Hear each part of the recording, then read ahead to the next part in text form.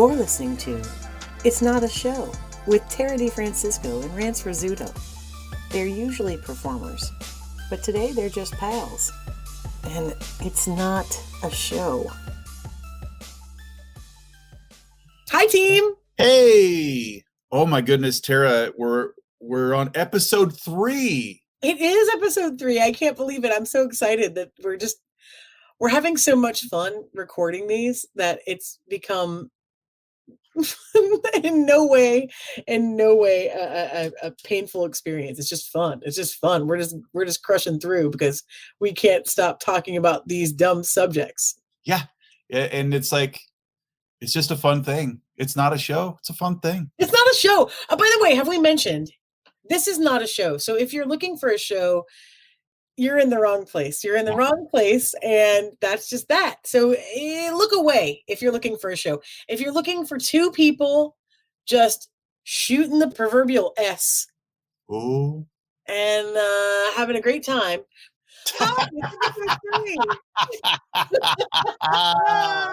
I'm so glad you're here, everyone. This is fun. I am excited. We didn't have a format for this, Rance, when we talked about how fun it might be to do this.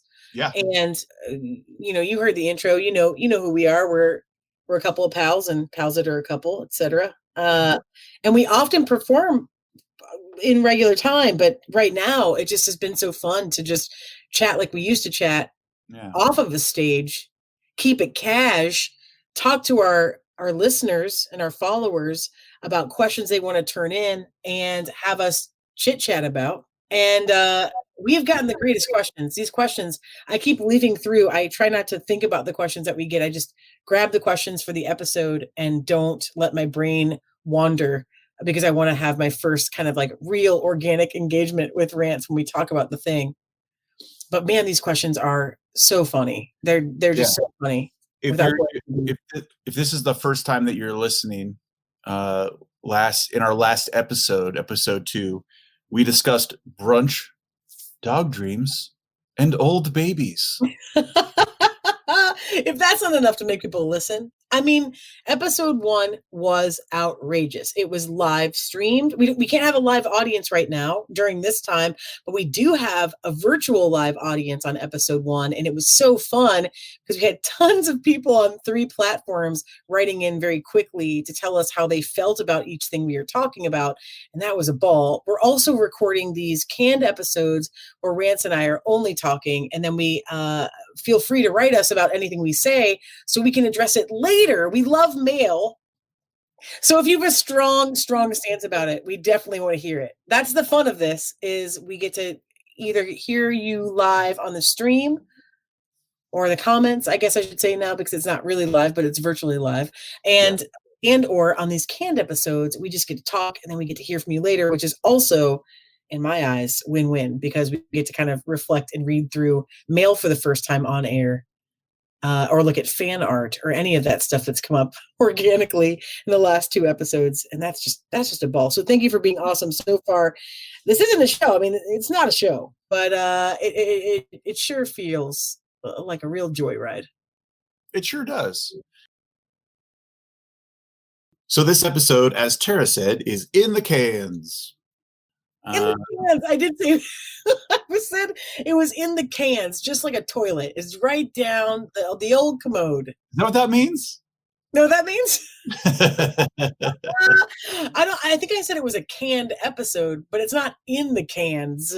Although I don't know if I might say it's in the can. Let me think about that. Would you say it's in the can? I think canned episode in the can means it's been recorded on reel to reel, and they've taken the reel and put it in a can. I agree. And now they've got the episode. It's in the can. Hey, mister, looks like this episode's ready to go. But I think if you say in the cans, you're basically saying they went down multiple toilets. Yeah. This show is not live right now. It's being taped at our home. Man, I'm so bad at that still. Just speaking to that as it stands, I can't stop saying taped. I've really tried. I feel like I'm generally pretty okay at modifying my language because it's hard. Language is a living thing, right? But for some reason, taped is like stuck in my 80s, 90s grow up head.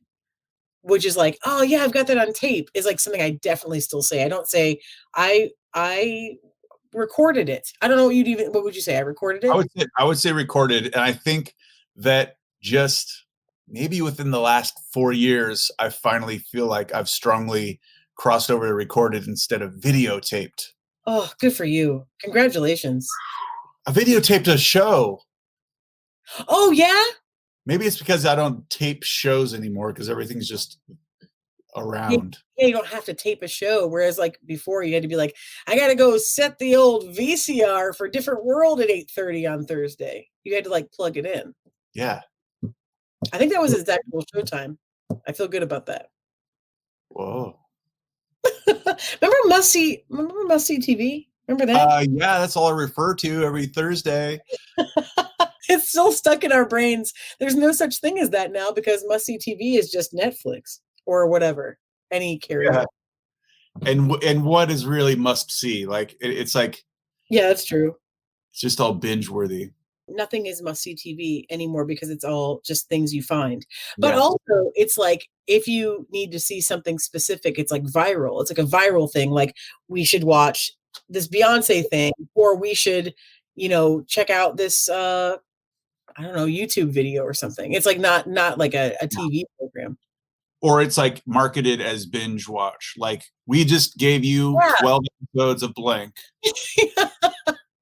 Yeah, they know what we want right now. That it's like, are you going to stay inside for the next day and 3/4? Congrats. Here's Ozark.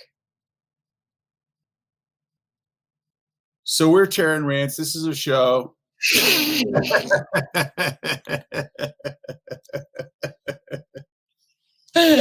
Oh, I laughed so hard I almost passed out. Uh-oh, careful.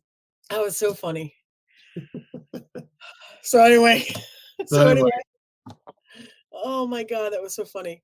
Enough about Must See TV. I'm glad you're with us today. Yeah. You chose to listen to this at whatever time suited you, and that's the Must See podcast that you needed. Yeah, you had this. You're looking at this podcast as you listen to it straight from the can, and we have questions from you that we're going to answer. Tara gathered a bunch of questions when we first started this out.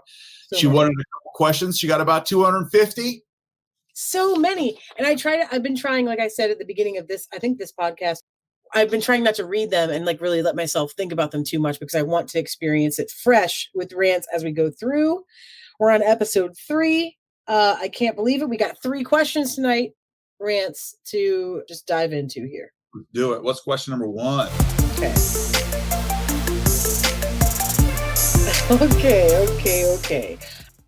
I'm going to give you an either or question first. Ooh. Polar bears or grizzly bears? And it's a question from Scott Rawson in Madison, Wisconsin. That's it. Yeah, it's like an either or. Now, we don't get a lot of these anymore. At very first, when I asked for questions, a lot of people were like blank or blank. But then the questions got so wild that we shied away from the either or. But the fun is talking about the why of the either or. So if we do have an either or question now and then, your job is to go on the journey of explaining to us why it is. Yeah. I need like I typically need like something to quantify, and I mean I would say definitely polar bears if the question was what do we need more of? Oh, that's nice. Yeah. And I would say grizzly bears if the question was what do you least want to be attacked by? So the qualifier here is what's holding you back. So let me tell you what I think.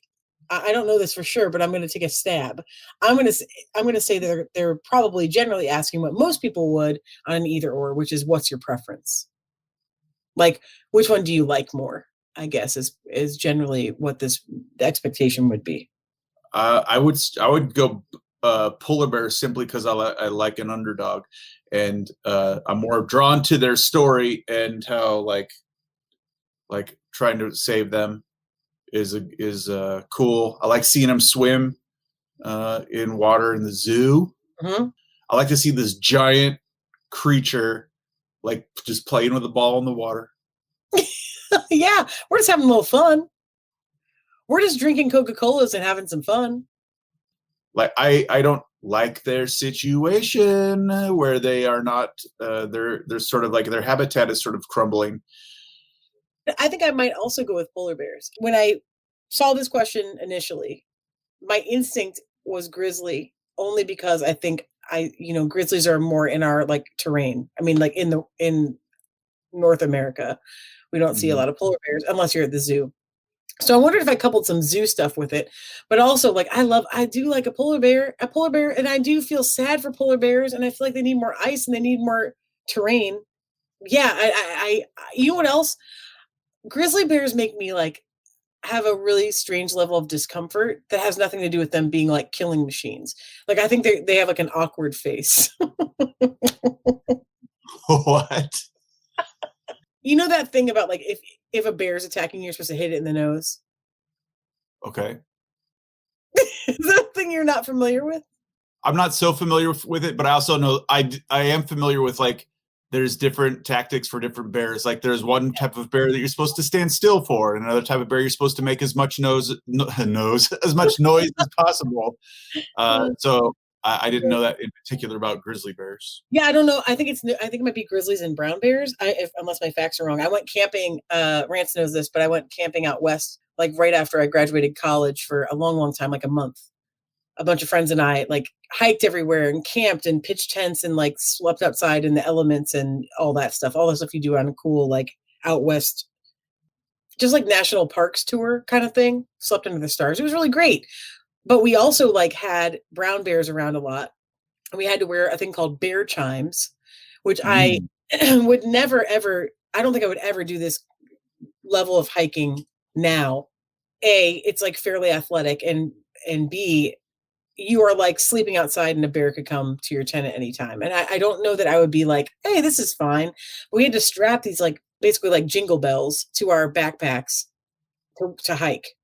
Mm-hmm. And one of the things they had were like they had bear spray, we had bear chimes, and we also like were told like if you can hit a bear in the face, which I already have opinions about, of like, let me just get one good swing. Ooh, yeah, like if they're attacking you, ooh, the nose is like the place that hurts the most or like disorients them the most. So if you like hit a bear in the nose, it's supposed to stop attacking you. But grizzly bears are way bigger than brown bears. And they also just like think about Uncle Buck. Okay, Uncle Buck's a grizzly, right? I think Uncle Buck is. Oh, I'm sorry. Is it The Great Outdoors I'm thinking of? Uncle Buck has no bears in it. Okay, so The Great Outdoors. Sorry, I'm mixing up my John Candy movies. The Great Outdoors, I believe, has a bear in it, and the bear is enormous. It's like as tall as the cabin. I feel like it can't fit through the door. And it has to like come in and kind of like hunch and get in. It's a real bear they used for the movie. I mean, I'm sure it's trained or whatever. But anyway, it comes in and it kind of like bear screams. How they're like, like when bears make noise, they look crazy. They look like their mouth isn't like their mouth. Yeah, their mouth has a lot of like sort of side to side movement that's not quite symmetrical. Yeah, I'm just going on record to say that bears have awkward faces, I guess. I wouldn't have would have not really sat down with this otherwise, but I'm thinking about it now, and I feel like maybe what makes me uncomfortable about grizzly bears is the way they like move. Now, here's another thing. I've also seen Werner Herzog's Grizzly Man. I was going to bring that up. Okay, good. Like way more times than a person should have. I bet I've seen it like almost 10 times. I don't know why. I've seen it that many times, but yeah, I've seen it a lot, and it is. Rance hasn't seen it. I don't want to ruin it for anybody. If anyone's going to watch it, it's a good documentary, but it's about this guy Timothy Treadwell that lives in the wild with bears, and basically kind of believes he's a bear. I mean, it's a real person. I don't want to That was his first mistake. That was his first mistake. For sure. It might not be his first mistake, but it's definitely his middle to last mistakes. I mean, I think that's what's troubling about this documentary is this person is not necessarily in the greatest state of mind, and they are living amongst bears. Part of it's really beautiful, part of it's really like wonderful, and it's honorable in some ways, and some of it's like just not good, where you're like, this guy is not a bear, he's a human, and he is not a bear, and he needs to sit down with that and make sure that it doesn't become his his demise, which spoiler, a lot of the movie is about that it is. So I guess you would learn that fairly quickly. But I think everyone knows what happens to that guy in the movie. Yeah. Okay, good. I just didn't want to like be like, hey, this thing's ruined for you. But yeah, and the grizzly bears in that movie are like, they're really beautiful. They're out on this plain and like eating. I think it's Alaska, if memory serves, out of my whatever 7 times really seeing it. And yeah, they're beautiful, but they're like, they are not to be played with, y'all. No, you need to respect a bear, like polar bear, grizzly bear. I think I don't even have it either or, because I think they're both great. I think they're majestic. I think they are not to be trifled with, and you need to respect not only their beauty but their power, and that they're animals who eat meat and also defend themselves from predators. Yeah, I guess that's what I don't feel as urgently scared by a polar bear, whether I should or shouldn't.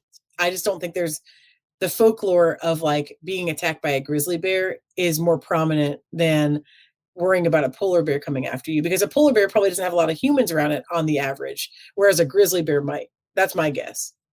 If this question also was, which would you rather be attacked by? Oh, I would rather be attacked by a polar bear, and here's why. Tell me. Because the grizzly bear is more likely to be in the forest, so you're like in amongst trees and it's hard to see. Mm-hmm. Whereas polar bear is in the snow, so you're like looking at it's a white bear, but you're looking at like probably a nice flat tundra of snow to be able to see a thing coming. And B, I wouldn't be in the snow.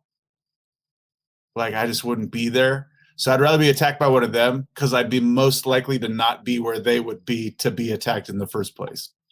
No, but that's not the question you're posing. Hold on a second. Just because you wouldn't normally be in the snow doesn't mean you can elect out of being attacked. You just said, I'd rather be attacked by a polar bear than a grizzly bear. It doesn't matter how often that happens.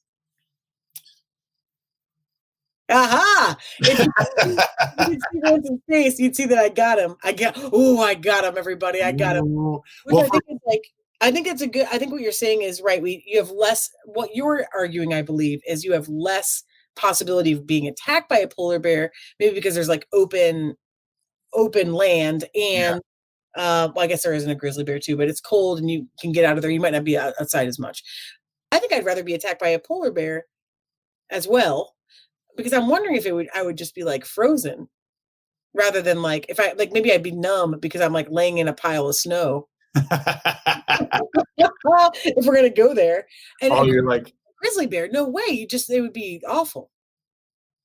I guess my question that I'm posing to myself is, which habitat would you rather go to, knowing there are bears there?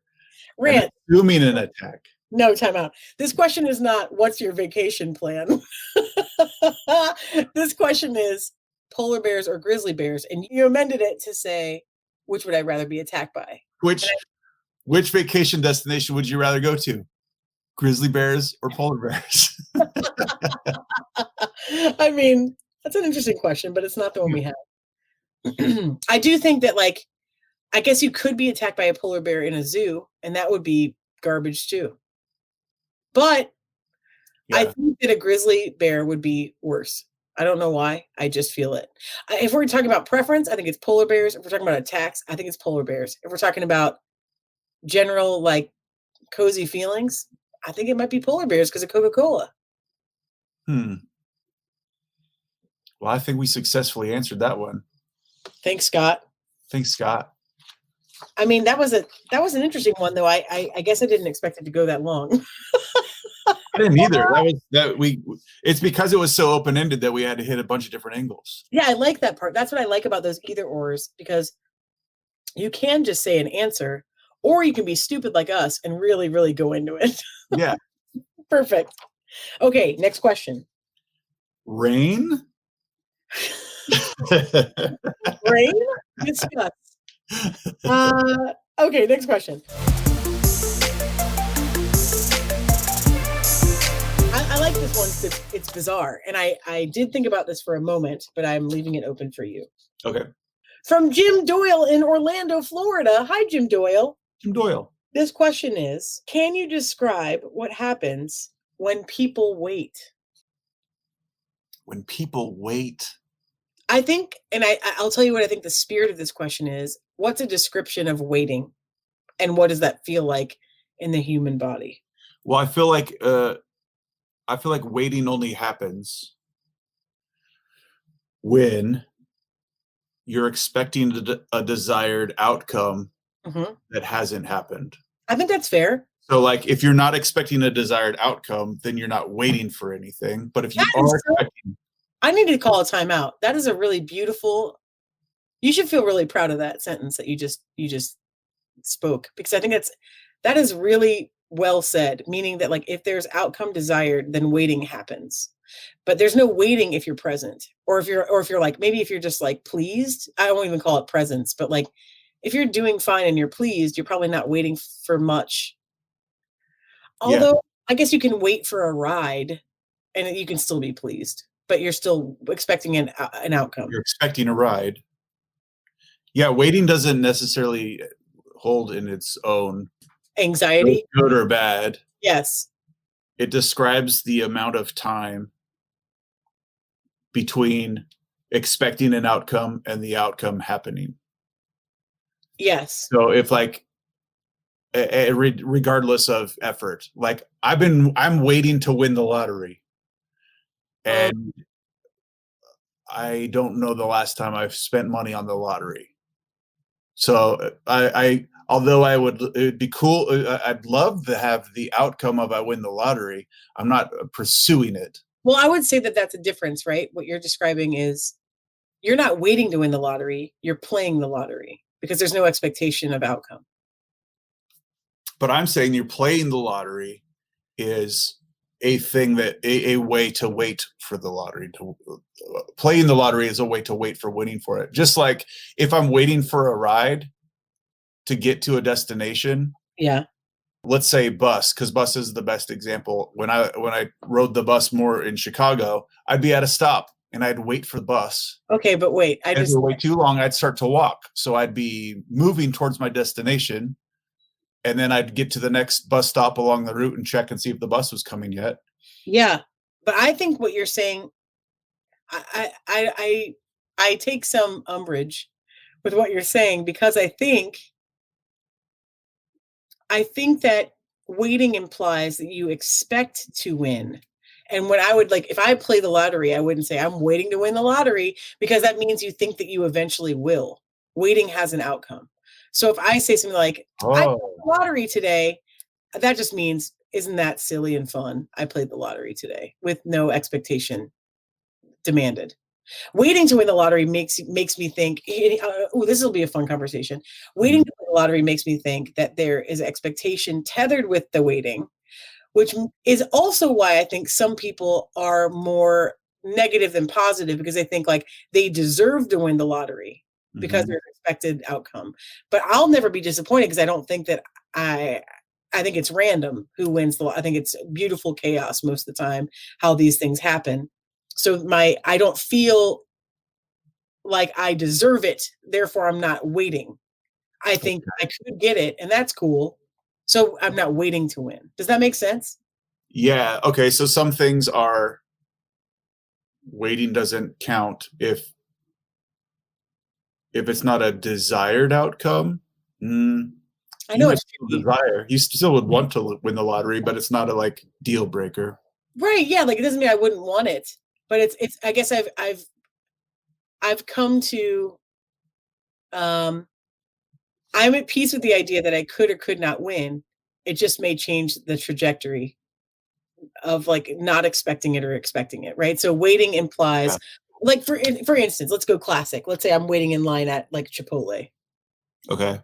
Shout out. I'm waiting in line at Chipotle, or I'm waiting in line at Disney World. My expectation is at some point I'm going to get my burrito, or at some point I'm going to get on the ride. and I better get my burrito at Disney World, and I better get my ride at Chipotle. Sometimes you will. Yeah, like, you know what I mean? It means that, like, I know that at the end of this, I get something. Right. But that along the same lines, there are some things that you wait for that do fall into that at the end of this, I expect this. And then Yes. maybe the expectation doesn't happen. No, I think that's a great, what you're saying is great. And what about this classic of like, I'm waiting for my one true love. Like, let's think of like when you're, you know, when you're like framing your life the way you want it to go, and you're thinking like, oh, I'm gonna meet my partner, and then we're gonna get married. It's like there's all these like, or whatever, we're gonna live together, we're gonna make a life of our choosing, whatever it might be. But waiting to meet them assumes positive intent that you believe that you will get it. That's interesting. If you were less hopeful, maybe you'd say like, I don't know. I guess there'd be no waiting in that, because like waiting implies there will be a payoff. Yeah, and there's that also that expectation. Like I go to Chipotle, I expect to have a burrito by the end of it because I'm watching people, person after person in front of me do it. I'm seeing all the people at Disneyland go on the ride. I'm Hmm. seeing all of my all people around me that I know and don't know getting into relationships. Hmm. So I have an expectation that this will happen to me. Yes. Where like that'd be such a fun experiment to do, like just have a line and like pick a random person and they'd be like, yeah, what can I get for you? Can I get steak with beans? And I'm like, oh, we aren't selling any more burritos. Just to mess with the expectation. Because then is Oh, what? Well, what have I been waiting for? yeah. That is wild. I don't know. I mean, the actual question, I think we're orbiting it, but we might be answering it. Can you describe what happens when people wait? Maybe he also means like physically. I don't know. Like Hmm. there's an energy, I guess, in waiting. But I think the expectation thing we're kind of talking about is the most interesting part of waiting. I just have a variable that also it's while you wait, you're simply passing time for what you construe to be the right amount of time. Like imagine like say that your internet service is not the best and you have to call the line to be like, I'm getting bad internet service, and you're on hold waiting for a customer service representative, and you're like, I've been on hold for 5 minutes, I'll keep holding. And then it gets to 10, and then it gets to 20, and you're like, what's going on? Same like waiting for a doctor in a doctor's office. The time gets further and further, and you have this window of like, this is how long I'll wait, and this is how long I'm supposed to wait. And Mhm. once it breaks that boundary, then it's like, then you just like know something's up. Like when you're getting an Uber and it says the driver's 2 minutes away and it's been 10 minutes till they get there. It's like something's wrong with the time frame. So one thing that you do while you wait is judge. You judge the amount of time it's taken and Okay. react when it's out of your perceived parameters. So if it's like, if you don't think the thing that you're going to get is worth the payoff, then your waiting time shortens. Or you just have a preconceived notion of like, if I want an Uber, Hmm. I'll expect it in 5 to 10 minutes. If I Hmm. want a pizza, I'll expect it in 45. So it's like we kind of learned like what are the things we will wait for and Hmm. what's the amount of time that we should need to wait for them, and then where does it fall out of there. So like that we're either if we order something from Amazon and it's like it'll be there in 2 days and it shows up the next day, you waited less and you're surprised, or it says it's going to be delayed a week and you're let down. Everything has like a perceived set True. time in your brain.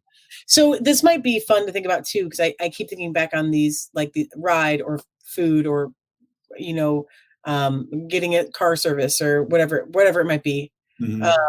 and going back to that other example of like emotional waiting, of like, I'm waiting for this thing that makes me feel like my life quality is better, which is not the same as going on a ride or getting a pizza. It's like, I'm waiting for a time, or like I'm waiting to graduate, or I'm waiting for, again, like to fall in love with the perfect person for me, or one of the perfect people for me, or whatever your life is. I like that kind of thing. And when we have that in our minds, I wonder if we also build up, because of our time waiting, we've built up the expectation of what they should and shouldn't be. So Mhm. that we also have outcome that's bad because of how long the wait was. Like, wouldn't that be Mhm. an interesting study if it was like, do high school sweethearts stay together longer because their wait was short? Okay. Versus like, Yeah, oh, maybe. we got married at like if someone gets married at 35, maybe they stay together less time because their expectation was, this better be good by the time I get to this wedding, rather than, we were 18 when we met, we got married at 22, Yeah. everything's pretty okay. Maybe you I've change stuff, I've but waited so long for it that it had better be the best. yes. Yeah. I wonder if there's, I would like to, I guess you can't quantify how that looks, right? Because it could be, there are all kinds of variables of like, this person, it changed a lot while we were married young, or they, they're awful. Whatever. I'm just trying to think of something like, they're just awful. Oh, here's why. Oh, They're he's fine. I figured it out. It could just be things like that, or like there's distress about where you want to live or whatever. So you can't really probably study this, but I'm curious if there's intention in like, I if I didn't have to wait long for the thing, was it worth the wait? yeah. That phrase right there is kind of Hmm. worth the wait. What's worth the wait is kind of what you're talking about earlier about, we have expectations of how long we should wait for a thing that we already know. Meaning like you said, pizza takes 45 minutes or whatever you said. That's the perfect example of worth the wait. That's why pizza companies probably were like, we got to get it to them in 20 because Yeah. maybe their pizza's not good and they want to get it there faster than the other guy. How what we probably, if in a perfect world, whatever we want is immediately available. But Yes. we understand that those that logically can't happen, so we wait. And is the thing worth the amount of time that we need to get it? I don't know. This question is great. I mean, I It's really great. don't, because there's so many layers to it. There's so many layers to this question. Great job, Jim Doyle. Good Uh, work. oh, I just don't know. I don't know how to identify exactly what it feels like to wait. That's something I guess we haven't gone through yet. And maybe this is our final question of this episode, and we'll save what we got. I think there's a great answer for this question. Maybe we'll answer it in another episode. Oh, what's it feel like? See what it feels like. What's it feel Rather like? than describe what it feels like, let's let you feel what it feels like. And maybe tell us, honestly, maybe write us an email about what it feels like to wait. And obviously, this is us just being goofs, but if there is something that you're waiting for, what does that feel like? And I also don't think we necessarily said the energy of what it feels like to wait. And I think there's anticipation, there's excitement probably, and like, in the case that you're waiting, for the most part, you want the thing that you're getting. So you're, you know, yeah, anxious, I guess, is like anxiety is probably coupled with it a little bit. Stress, Stress. disappointment, Yeah. anger. Disappointment, the thing isn't good, but I guess that would be outcome related. Yeah. Wow, waiting can make every emotion happen. It sure can, because the outcome determines whether it was worth it. Even fear. Because you think you won't get the thing. No, because what if you hear something outside and you're waiting for it to stop? Now you're just describing a horror movie that has nothing to do with waiting. But yeah, I mean, I think there could be fear though. You could be fearful that the resource you're waiting for isn't plentiful. So then it's going to be exhausted by the time you get there. And then you're scared that you won't get it. Rance knows this. Rance knows this story. It's a favorite of mine. We used to do these like gigs in Chicago when we were very young children doing improv comedy. And we used to do these like this job called Newsies. Okay, and what we would do is we'd like go out in corners.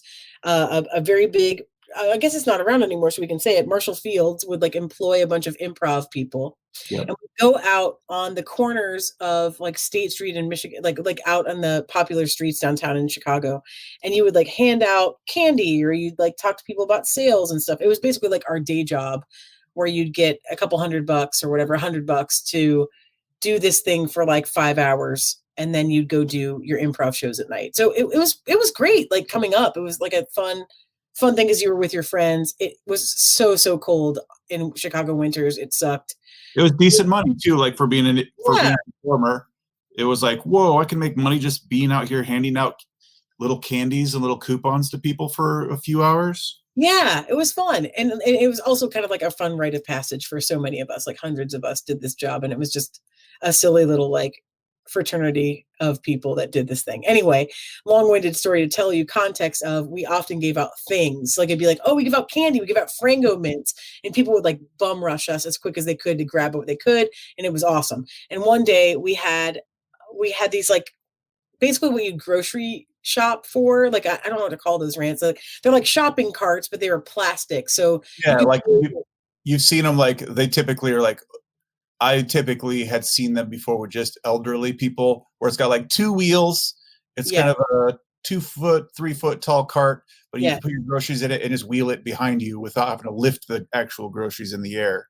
Yes, in Chicago it was really convenient because so many people didn't have cars, so you'd like walk that grocery cart home to your apartment or whatever. So we were giving out free shopping carts. These shopping carts are typically like $30 to $50, and they were giving them out as like fun prizes on the corners.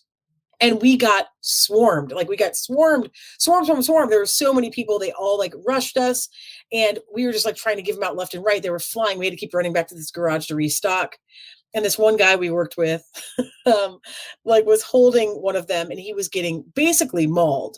He held one up in this guy and he yelled, "What do you think I'm giving away?" And one woman, after like a long pause, went, "A tablecloth?"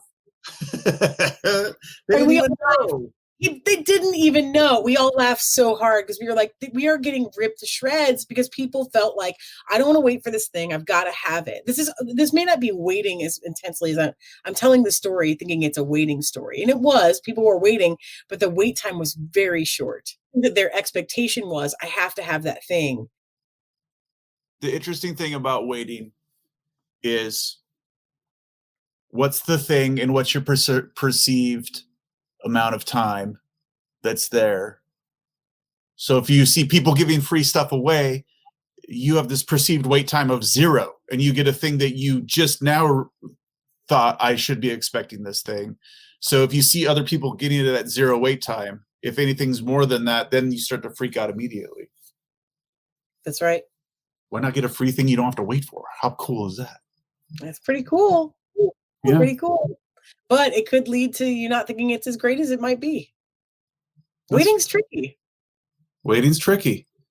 Good work, Jim. Waiting, I guess. Yeah, good work, Jim. Write us about waiting this week. I would like to hear about that. We're only going to do two things this episode because this was who knew that polar bears or grizzly bears would be such such a hot topic, and this waiting question has really put us into a existential crisis. Thinking about what it means, I guess. Hey, if you want to know what that third topic is, come check out another episode. You're gonna have to wait for it. You have to wait. Wait for it.